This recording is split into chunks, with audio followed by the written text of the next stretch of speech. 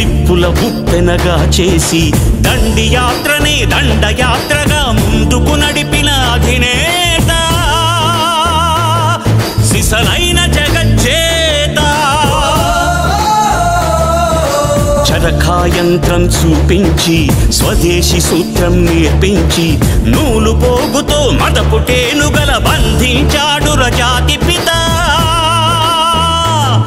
సంకల్ప బలం చేత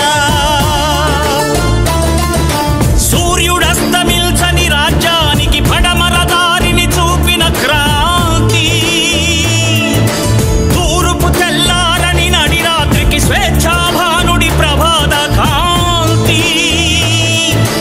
పదవులు కోరని పావనమూర్తి హృదయాలేలిన చక్రవర్తి